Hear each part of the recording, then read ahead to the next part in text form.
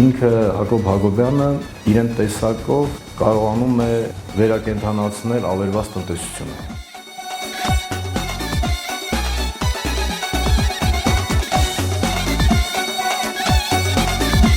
Ինչն է նաև գրավական այս գարեջրի ստացման եւ հաջողության, դա միանշանակ պետք է նշել, որ Հակոբյանի երկարամյա փորձն է գարեջրի արտադրության մեջ։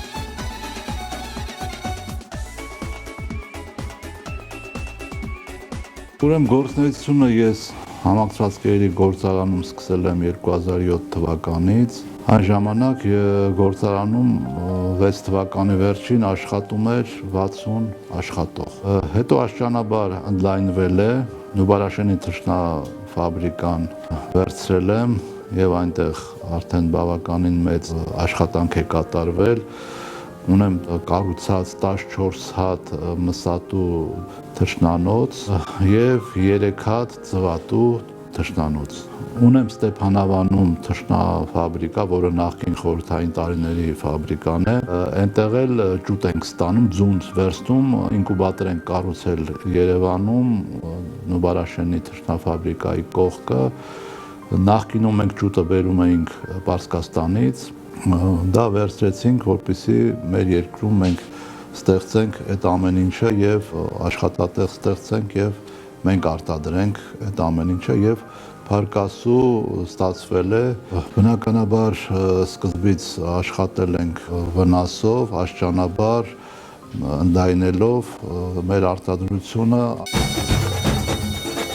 Նշեցի ես, որ մտել եմ այստեղ 6 թվականին, ունեցել ենք 60 աշխատող, այսօրվա վիճակով ուրեմն աշխատում է 307 աշխատող, այսինքն 60 307, այդքան աշխատատեղ ենք ստեղծել։ Ինչի եմ ես մտել համակցված կերեր, թռչնաբուծություն, ճիշտ ասած համակցված կերերի գործարանը իմ երջանկահիշատակ հորեղբայր Վլադ Հակոբյանի գործարանն էր, գործարանում խնդիրներ կար, այն ժամանակ բավականին մեծ խնդիրներ կար, ես դրա համար եմ մտել այստեղ, ես մտադրություն չեմ ունեցել, որ թռչնաբուծության մեջ մտնեմ, բայց քանի որ այստեղ համակցված կերեր էր արտադրվում, ես փորձեցի դիմել մեր գործընկերներին, թռչնաբույսներին, որպեսզի փոքր շահույթով ես իրենց կեր մատակարարեմ, որ այս գործարանը հանուն իմ հարազատի աշխատի։ Ես ճիշտ ասած ում դիմեցի, բոլորը մերժեցին, դրա համար ստիպված ես էլ մտել եմ թռչնաբուծության մեջ, չեմ փոշմանել, որ մտել եմ եւ շարունակելու եմ, ընդլայնվելու եմ անպայման, որպեսզի Վլադ Հակոբյանի անվան համակցված կերերի գործարանը իր ամբողջ հզորությամբ աշխատի, որպեսզի ինքը ամբողջ հզորությամբ աշխատի, թռչնաբուծությունը ես պետքա ավելի մեծացնեմ եւ մեծացնելու եմ։ Ճիշտ ասած, ես սարքավորումներ, որ տեղի համար որ ձեռք եմ բերում, ամենալավագույնը աշխարհում որ կա, օրինակ թռչնաբուծության մեջ մենք Big Dutchman կազմակերպություն կա, որը աշխարհի լավագույն սարքավորում արտադրողն է։ Ես իրենց հետ թռչնաբուծության մեջ բոլոր տեղերը, որտեղ որ Նուբարաշենը ամբողջությամբ զրոյից կառուցվել է, այնտեղ բոլորը այդ ֆիրմայի սարքավորումներն են։ Ստեփանավանը արդեն այս տարի 3 թռչնանոցի համար բերել ենք, արդեն սկսել է աշխատելը։ Հիմա այնտեղ վերազինում պետքա գնա եւս 3 հատի, նորից պետքա իրենց սարքավորումները ձեռք բերեն։ Ինչ վերաբերում է համակցված կերերի գործարանին, հիմա վերազինում ենք համակցված կերերի գործարանը։ Աղացները 2 հատ փոխել ենք, հիմա 4 հատ պատվիրել ենք, մեծ վերազինում ենք անելու նաև այս գործարանը, որպեսզի լինի ինքը եվրոպական չափանիշների գործարան։ Ես բնականաբար ճիշտ նշեցիք, որ իրոք համարվում եմ մեր երկրում խոշոր բիզնեսմեններից մեկը։ Գիտեք, իմ աշխատանքի ոճը հետևյալն է, ես աշխատելուց երբեք հույսս ոչ մեկի վրա չեմ դնում, ես ինքս եմ անում, բայց իհարկե հարցեր կան կախված իշխանությունների հետ, որ իրենք էլ պետքա օգնեն, որպեսզի բիզնեսը առաջ գնա։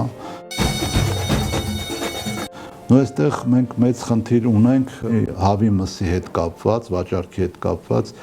Մեր երկրում մոտավորապես, եթե չեմ սխալվում, մոտ 40%-ն է տեղական արտադրանքը իրացվում, նո այդքանն է իրացման ծավալների մեջ, այդքանն է։ Նո այստեղ իհարկե կառավարությունը եւ նախկին եւ ներկա իրենց դերակատարությունը պետք է ունենան, որպեսզի 40%-ը դառնա 80%։ Գիտեք, թշնամիս է գալիս արտերկրից ծառացված վիճակում այնպիսի գնով, որ ես ճիշտ ասած ապշած եմ այդպիսի գնով, ոնց կարելի է թշնամիս արտադրել։ Որակի մասին ես չեմ կարող ասել, դա թող պետական կառույցները ասեն, վերցնեն համեմատեն եւ որ ման գան հաստատ այդտեղ բացական բաներ շատ կգտնի, ես չեմ ուզում վատ բաներ ասել, բայց պետքա տեղական արտադրողին պաշտպանել։ Ինչի համար եմ ասում, օրինակ ներկրողը մենակ թշնամասի մասին չի խոսքս, ընդհանրապես ցանկացած ներկրող, ասենք կարողա բերի բավականին արտադրանք իրացնի 10-20 աշխատողով, իսկ որ արտադրողը ամենապակասը 100 աշխատող, ուրիշ բան որ ես չասեմ, մենակ 80 աշխատող ավել աշխատատեղ լինի, դա արդեն իմ կարծիքով մեր բոլորի շահն է, այդ թվում նաև պետության։ Դրա համար ցանկալի կլինի, որ այդ կարգի բաներ հաշվի առնվի։ Ես համառ մարդ եմ բնավորությամբ, ես որ հարցը բարձրացնում եմ, պետքա միջև վերջ պայքարեմ, որպեսզի հասնեմ իմ հարցի պատասխանին։ Եվ համենայն դեպս միջև այսօր չի եղել մի հարց, որ բարձրացնեմ եւ չհասնեմ։ Ինչքան կարողանանք ընդլայնել մեր գործնեությունը, իմ գործնեությունը, ես հիմնական ծավալները ուզում եմ շրջաններում ծավալել, որովհետև շատ լավ գիտենք, որ մեր շրջանների ազգաբնակչությունը այդքան էլ լավ վիճակում չեն, աշխատատեղեր չկա, դրա համար պետքա փորձենք ստեղծել աշխատատեղեր յուրաքանչյուրս ով ինչ հնարավորություն ունի։ Եվ ես դա արել եմ, անում եմ եւ շարունակելու եմ անել։ Ինչ որ արել եմ, չեմ փոշմանում, սրտանց եմ արել եմ իմ երկրի համար, իմ ժողովրդի համար, իմ ոճը միշտ դա է։ Նմանատիպ աշխատանք ես կատարել եմ Դիլիջանում գարեջրի գործարանում։ Դիլիջանում չի եղել գարեջրի գործարան, երևի լավ գիտեք, որ ես ունեմ գարեջրի գործարան, 50% բաժնեմաս ունեմ Կիլիկա գարեջրի գործարանում, ինձ ընդհանրապես գարեջրի գործարան ստեղծելու կարիքը չկար։ Բայց հաշվի առնելով Դիլիջանը, ես աշխատատեղ ստեղծելու համար կառուցել եմ գործարանը։ Ինչ վերաբերվում է, թե ինչի համար Դիլիջանում, ճիշտ ասած, մամաս ծնվել է Շամշադինում, 2 տարեկան հասակում պապիկս թողել է Դիլիջան, տուն է գնել, գնացել է պատերազմ հայրենական երկրորդ համաշխարհային չի վերադարձել, մամաս Դիլիջանում է ապրել։ Մենք էլ կապ ենք ունեցել Դիլիջանի հետ, հատկապես փոքր ժամանակ ամառային արձակուրդներին, միշտ մի 2 ամիս եղել ենք Դիլիջանում, մեծ սեր ունեմ Դիլիջանի նկատմամբ, դրա համար այնտեղ կատարում եմ դա եւ կատարելու եմ։ Գործարանը հիմնվել է, սկսել է աշխատել 17 թվականի կեսերից։ Այն ժամանակ հարցազրույցի ժամանակ ես ասեցի նոր էր ստեղծվել, որ իմ նպատակը որ ունենանք բարձր որակի գարեջուր։ Բավականին մեծ աշխատանքներ կատարվել է, արդյունքի ենք հասել, ունենք արդեն բարձր որակի գարեջուր։ Մեր երկրում բոլորը լավ գիտեք, որ առաջի տեղը դա Կիլիկա գարեջուրն է, որտեղ ես 50%-ով բաժնետեր եմ։ Իմ նպատակն էր, որ Դիլիջանի գարեջուրը որակով հասնի Կիլիկային։ Դրան մենք արդեն հասել ենք եւ արտերկրից ներկրվող գարեջրեր կան, որոնցից արդեն Դիլիջան գարեջուրը անցել է։ Բայց այսօր փարկասու ժողովրդի մեջ ես միշտ հարցնում եմ մարդկանց, մարդիկ բավականին գոհ են Դիլիջան գարեջրի որակից։ Արտահանում ենք Դիլիջան գարեջուրը մի քանի երկիր, հիմնականում Ռուսաստանի Դաշնություն է գնում, որտեղից էլ ես շատ կարծիքներ եմ լսել, որ իրանք էլ են ասում, որ բավականին բարձրացել է Դիլիջան գարեջրի որակը։ Գարեջուրը ունի 3 հումք, դա գարու ածիկն է, գայլուկն է, որը դառնություն է տալիս եւ արամատ, եւ ջուրը ամենակարևորը։ Ու բոլորս լավ գիտենք Դիլիջանի ջուրը, ոնց որ մեր երջանկահիշատակ Ֆրունզիկ Մկրտչյանն էր ասում, աշխարհում երկրորդ տեղն է։ Գործարանի ջուրը, ճիշտ ասած, ես անձամբ Սարից 2.5 կիլոմետր հեռավորությունից ուղիղ գալիս է գործարան, այսինքն դա այն Դիլիջանի ջուրն է, ինչ որ մեր երջանկահիշատակը շեշտում էր։ Գործարանը կառուցված է ամբողջությամբ նոր սարքավորումներով, արտասահմանյան սարքավորումներով, դա էլ է ազդում բնականաբար բարձր որակ ստանալու վրա, եւ ամենակարևորը բացի դրանցից այստեղ կադրերի հարցն է։ Դե Դիլիջանում գարեջրագործություն չի եղել, կադրեր չի եղել, այս տարիների ընթացքում պատրաստել ենք կադրեր, տարբեր երկրներ են գնացել, փորձը վերցրել, բերել, ներդրել են։ Մի ամիս առաջ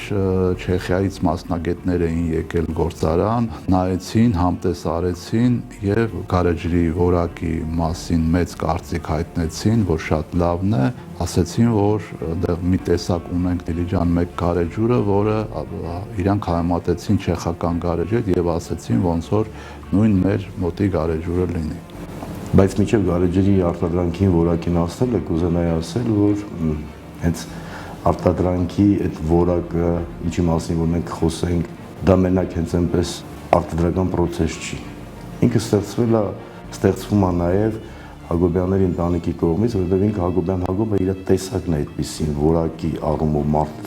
իրեն ստեղծած բոլոր տնտեսվարող սուբյեկտներում աշխատում է իր ընտանիք ամբողջությամբ, ներգրաված ընտանիքի բոլոր անդամները, բոլորը ստեղծող մարդիկ։ Կիլիկիա գարեջրի գործարանում ես 50% բաժնետեր եմ, ինձ համար Կիլիկիա գարեջրի գործարանը երեխայի պես բան է, որովհետև 51 տարի ես աշխատում եմ Կիլիկիա գարեջրի գործարանում, 17.5 տարեկան եմ եղել, երբ որ ընդունվել եմ եւ բանվորից բարձրացել եմ։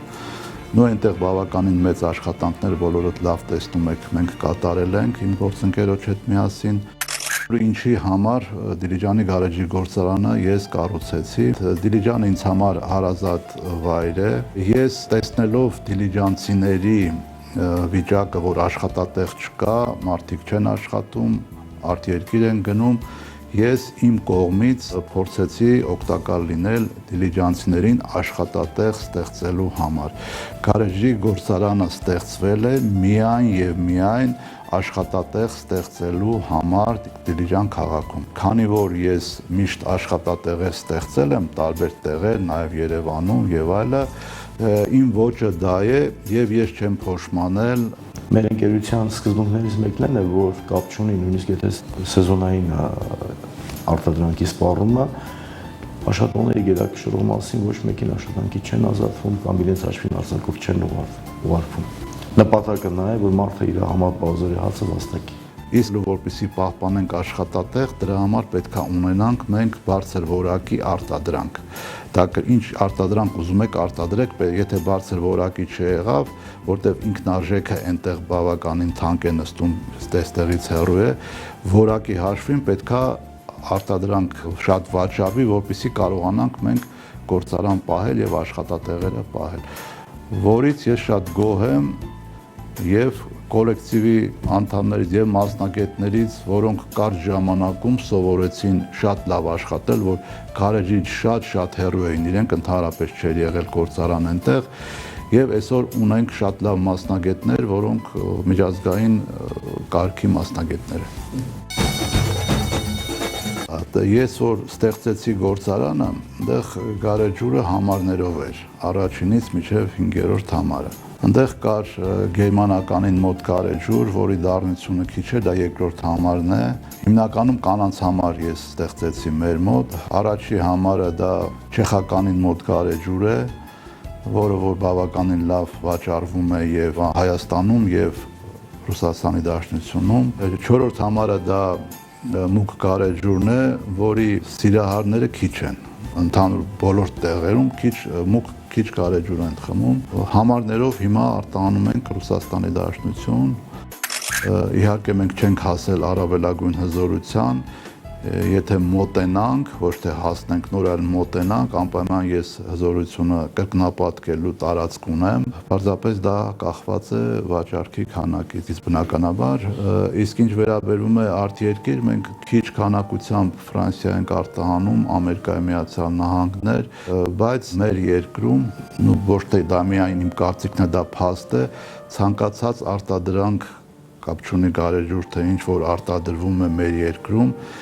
արտահանման մեր հիմնական 50%-ից ավել արտահանումը դա գնում է Ռուսաստանի Դաշնություն։ Եվ մենք մեր ունքերը հիմնականում 50-ից ավել տոկոսը ներ ենք կրում Ռուսաստանի Դաշնությունից։ Ես որպես հայ մարդ դեմ եմ ցանկացած կոնսերվանտի օգտագործելու։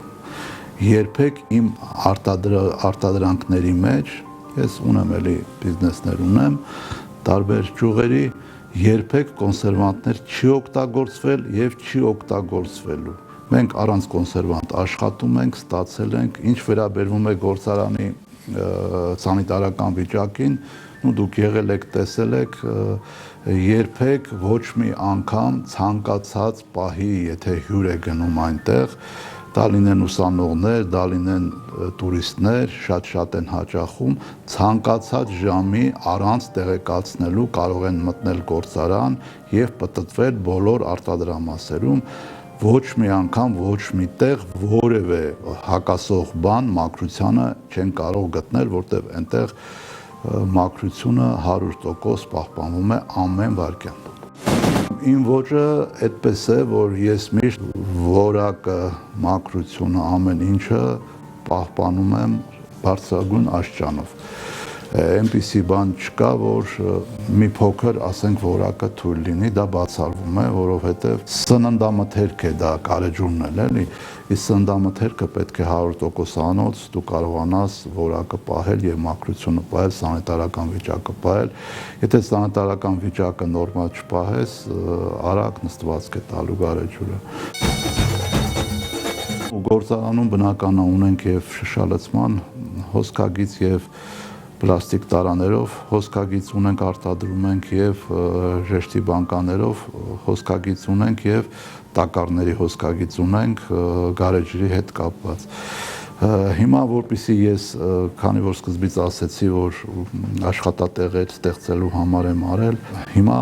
նախապատրաստվում է այնտեղ հանքային ջրի, քաղցրահամ ջրի եւ լիմոնադների արտադրամասը արդեն մոտենում է ավարտին, կարծում եմ մինչև տարեվերջ կունենանք այդ ամեն ինչը։ Հանքային ջրի հանք եմ ես ձեռք բերել, անձամբ իմ սեփականությունն է, Դիլիջանի հանքային ջուրը գիտեք ինչ որակ ունի, եւ կարծում եմ, որ այդ միաժամանակ հետո մեր ժողովուրդը Դիլիջանի գարեջրի գործարանի հանքային ջուրը կտեսնի եւ կտեսնի, որ հետ չի մնում որակական առումով գարեջրի որակից։ Ես իմ ազգին, իմ ժողովրդին խորհուրդ եմ տալիս, կապ չունի գարեջուր թե ինչ որ լինի, միշտ օգտագործվի տեղական արտադրանքը, ինչ ուզում է լինի դա։ Երբեք տեղական արտադրանքը չի կարելի փոխարինել դրսից բերած արտադրանքով։ Ինչի համար եմ ես դա ասում։ Միգուցե որոշ արտադրատեսակներ որակով մի փոքր զիջում են, բայց հաշվի առեք, որ արտադրանք արտադրելու համար բավականին մեծ քանակի մարդիկ են աշխատում, հայեր են աշխատում։ Իսկ ներմուծված ապրանքը, որ ներ են կրում, այնտեղ այդ արտադրողի 10%-ով կարողանում են նույն քանակի արտադրանք իրացնել։ Այսինքն դրանով, եթե տեղական արտադրանք է օգտագործում մեր ժողովուրդը, մեր ազգը, դրանով խրախուսում են երկրի զարգացմանը, որովհետև այդքան աշխատատեղ չի վերանա եւ մարդիկ չեն արտագաղթի այլ երկրներ։ Իմ կոչը իմ ժողովրդին դա է։ Խնդրում եմ ձեզ հաշվի առեք, այսօր մենք պետքա պահենք մեր երկիրը, ոչ թե երկրից մարդիկ արտագաղթեն, այլ տարբեր արտասահմանյան երկրներից հետ վերադառնան իրենց հայրենիք։ Դա հիմնականում կախված է մեր հայրենակիցներից, իրենք պետք է ընտրեն տեղական արտադրանքը, ես ասեցի ինչի համար, բայց տեղական արտադրողները իհարկե ցանկացած տեսակի արտադրանքի արտադրող ոչ թե պետքա հույսը դնի միայն մեր ազգի վրա, այլ իրանք էլ պետքա իրանց վրա հույս դնեն, որպեսզի որակով արտադրանք արտադրեն։ Այսօր մեր երկրում առաջի տեղը Կիլիկա գարեջուրն է, ես համոզված եմ, որ որոշ ժամանակ հետո վաճառքի քանակով Դիլիջան գարեջուրը գալու է երկրորդ տեղ։ Ես դրանում համոզված եմ, որտեղ արդեն որակին մենք հասել ենք, մնում մեր ազգաբնակությունը, որ համտես անեն, փորձեն։ Հակոբյանների ընտանիքում կա նաև հայ ընտանիքի շատ դասական սեր ու հարգանք իրար նկատմամբ։ Ասենք հայր ու որդի աշխատում են իրար հետ բիզնես ոլորտում, բայց այնքան ներդաշնակ եւ այնքան փոխկապակցված իրար հետ, ուղղակի չես նկատի, որ իրենց մեջ կարող է լինել օրինակ բիզնես առումով ինչ-որ տարաձայնություններ։ Եթե դա էլ կան, նկատել, ոչ մեկ չի կարող տեսնել, եւ հաջողության գրավականներից մեկը հենց դա է, որ ընտանիքի անդամները բոլորն աշխատում են ու բոլորը մի նպատակ ունեն՝ կարողանալ հարգանք ու պատիվ ձեռք բերել, որի հիմքում ընկած է իրենց կողմից արտադրված արտադրանքը, որակը։ Ունենք բավականին լավ վաճառքի բաժնի ղեկավար, իր շնորհքով այսօր ամբողջ հանրապետությունում ամենտեղ կա արդեն Դիլիջան գարեջուր։ Արդեն Դիլիջան գարեջրի գործարանը սկսել է պլաստիկ տարայով արտադրել 2 լիտրանոց շշով գարեջուր, որը որ նորություն է մեր շուկայում, այս պահին բավականին լավ աճ ունի եւ ինչքան որ ես կարողանամ ընդլայնել, անպայման անելու եմ հանուն Դիլիջանի, հանուն դիլիջանցիների, հանուն մեր երկրի, հանուն աշխատատեղի, որպեսզի մեր հայրենակիցները աշխատանք ունենան եւ մեր երկրից չթողեն հեռանան։ Ինձ համար մեծ ցավ է, երբ որ ես լսում եմ, որ մարդիկ երկրից հեռանում են։ Դրա համար յուրաքանչյուր հայ մարդ, իմ կարծիքով, եթե ինքը իսկապես հայ է, ոչ թե ազգանունն է միայն հայի, ամեն ինչ պետք է անի, որ նպաստի ոչ թե երկրից արտագաղթեն, այլ ներգաղթ լինի մեր հայրենակիցները երկրից վերադառնան մեր երկրում, աշխատենք, ստեղծենք, հզորանանք, որովհետև բոլորս լավ գիտենք, որ մենք ապրում ենք մեր շրջապատը, մեր թշնամիներն են երկու կողմից, իսկ եթե մենք չհզորանանք, բնականաբար շատ վատ է լինելու մեր վիճակը։ Ես դրա համար կոչ եմ անում հայերին, մեր հայերին, ինչ եմ ասում հայերին, որտեղ մարդիկ կան, որ մեր երկրին լինելով հայ ազգանունով մարդիկ վնասներ են տալիս մեր երկրին, մեր ժողովրդին, որ բոլորը ով իրեն հայ է համարում, յուրաքանչյուր մարդ կապ չունի դա ինչ աշճանի մարդ է,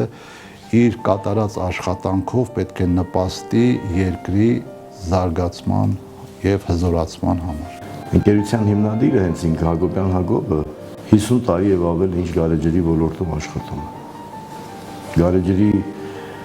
հմտությունը, արտադրման եւ ամենակարևորը, որ այդ արտադրատեսակը իրեն համար հոգեհարազատ արտադրանք է գարեջուրը, որի համար հիմք է հենց հանդիսանում Կիլիկա գարեջրի գործարանը։ Մարդ, որ 50 տարի ավել աշխատել է Կիլիկայի գարեջրի գործարանը, իսկ մենք գիտենք, թե Կիլիկայի գարեջրի գործարանը ինչպիսի կազմակերպություն է մեր հանրապետությունում, ինչպիսի մեծ սպառողների կողմից մեծ լայն սպառում ունի, եւ որակի հաշվին եւ նաեւ Հայաստան Հանրապետության տարածքից դուրս։ Ես ընդհանուր առմամբ նախորդ դարի 74 թվականին 17 տարեկան եմ եղել տեխնիկումի 3-րդ կուրսի ուսանող, պրակտիկա եմ գնացել Երևանի գարեջրի գործարան, այնտեղ ընդունվել եմ աշխատանքի եւ ցերեկը սովորել եմ, սկսել եմ աշխատելը եւ մինչեւ օրս ես գործարանում եմ, արդեն 50 տարի լրացել է։ Երբ որ մենք Կիլիկա գարեջուրը ստացանք, խորհրդային հոսքագծեր էին, մենք չենք կարողանում լավ գարեջուրը շշալցման հոսքագծով լցնել, որտեղ փրփրում թափվում էր։ Այնտեղից է սկսվել մեր Կիլիկա գարեջրի զարգացումը, մենք հերթով, վարկերով, սարքավորումների համար գումարներ ենք վերցրել, վարկեր ենք վերցրել, հերթով փոխելով հասել ենք այսօրվա եւ փարկասու Կիլիկա գարեջուրը այսօր չեմ ասում Հայաստանում բնականաբար ինքը առաջի տեղում է եւ արդեն Ռուսաստանում բավականին մեծ քանակ արտահանվում է եւ տարբեր կապիտալ ուրիշ երկրներում, օրինակ Ֆրանսիա, Գերմանիայից արդեն առաջարկ ունենք, Ամերիկային ուղարկում, այսինքն դա մեր գարեջրի որակի հարցն է։ Երբ որ Դիլիջանի գարեջուրը ես սկսեցի կառուցել գործարանը, ես մտածում էի, որ ինքն էլ պետք է Կիլիկային մոտ գարեջուր լինի եւ փարկասու այսօր հասել ենք դրան, կարծում եմ, որ այսօր 50-60% աճը դա ասում է իմ ասածը, որ որակը բարձրացել է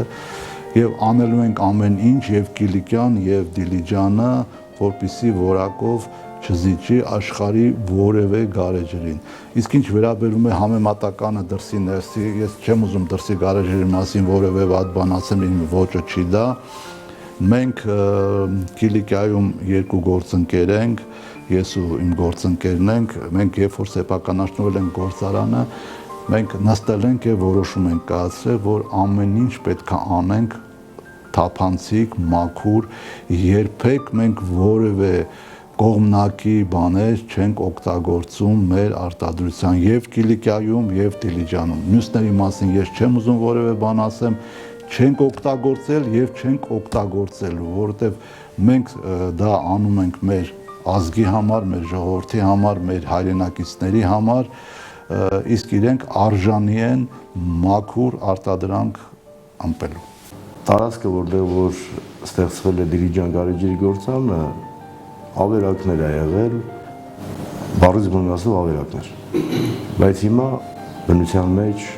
մեկ բառով կարող ենք ասել, թե ինչ երաշտ օազիս է ստեղծվել։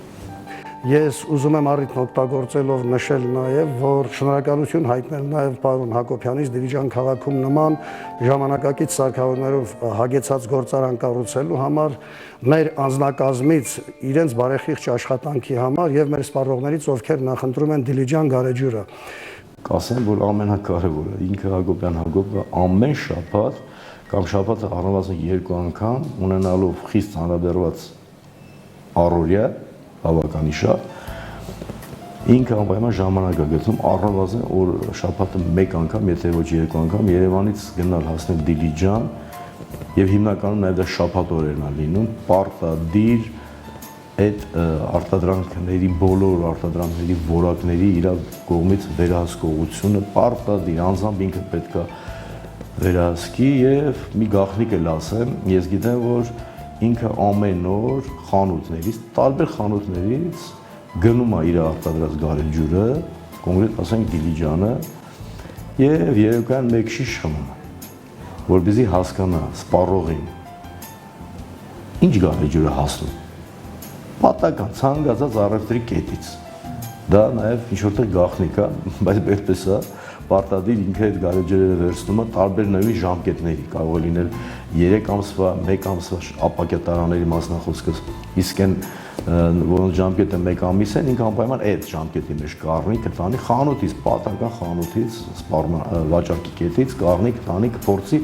հենց ամենամեծ որակի վերահսկողությունը դա է։ Մարդը, որ գարեջրից լավ հասկանում է, լավ գիտի, Դիլիջան գարեջուրը եւ Վլադ Հակոբյանի անվան համակցածկերերի գործարանը այնտեղ թռչնաբուծությամբ է զբաղվում, իմ ընտանեկան բիզնեսն է դա, Կիլիկյան ասեցի 50%-ն է իմը, Իմ ընտանեկան բիզնեսը մի ընտանիքի պես է աշխատում, կապ չունի Դիլիջան գարեջուրը առանձին ձեռնարկություն է, թե չէ, բոլորը մի ընտանիքի պես են աշխատում եւ մի կետից են կառավարվում։ Ընթացիկ տարվա մայիս ամսին մենք մասնակցել ենք Ռուսաստանի Դաշնության Սոչի քաղաքում անցկացվող գարեջրի մրցույթին, որտեղ բացի Դիլիջան գարեջրի գործարանից մասնակցել են նաև ավելի քան 160 ընկերություններ տարբեր երկրներից, ոչ միայն Ռուսաստանի Դաշնությունից, որոնք ներկայացրել են 200-ից ավելի տեսակի ապրանքներ, գարեջրի տեսակներ։ Դիլիջան գարեջրի գործարանը Սոչի քաղաքում ներկայացրել է հանձնաժողովի դատին Դիլիջան հենց ապրանքատեսակը, որը մրցույթային հանձնաժողովի բոլոր անդամների կողմից գնահատվել է շատ բարձր եւ արժանացել է ոսկե մեդալի։ Ոսկե մեդալի հետ միասին Սոչի քաղաքում մենք ստացել ենք նաեւ հատուկ մրցանակ ժյուրի անդամների կողմից Grand Prix, որը տրվում է միմիայն այն գարեջրի արտադրության եւ այն ներկայացված գարեջրին, որը բացարձակապես բոլոր կատեգորիաներով լավագույնն է։ Բնականաբար դա մեծ պատիվ է մեր գործարանի ողջ կոլեկտիվի համար, պարոն Հակոբյանի համար, ով իր ներդրումներով եւ իր ամենօրյա հսկողությունով կարողանում է ապահովել ամենօրյա աշխատանքը, որակյալ աշխատանքը։ Ոսկե մրցանակներ Դիլիջան գարեջուրը ստացել է։ Հիմա այս քանակը չեմ կարող ասել, որտեղ բավականին շատ է, եթե դուք գործանում եղել եք, տեսած կլինեք։ Վերջի մրցանակը, ոսկե մրցանակը Դիլիջան գարեջուրը շահել է Չեխիայում փետրվար ամսին վերջի ոսկե մրցանակը շահել է։ Այսինքն Չեխիայում եթե մրցանակ շահում է, չեխերը իրենք համեմատում են այդ գարեջուրը իրենց գարեջրի հետ։ Եթե ոսկե է շահում, դա արդեն կարծում եմ ամեն ինչ ասում է գարեջրի որակի մասին։ Պարոն Հակոբյան, դուք գիտեք, որ 2025 թվականի մարտ ամսին Դիլիջան գարեջրի գործարանը մասնակցել է Չեխիայում անցկացվող գարեջրի մրցույթին եւ մեր Դիլիջան ապրանքատեսակը բոլոր ժյուրի անդամների կողմից ճանաչվել է լավագույնը եւ համապատասխան մրցանակ են տվել գարեջրի մեծ գավաթ, որը սիրով ներկայացնում եմ ձեզ։ Գավաթին կից ներկայացվել է նաև վկայականի մեջ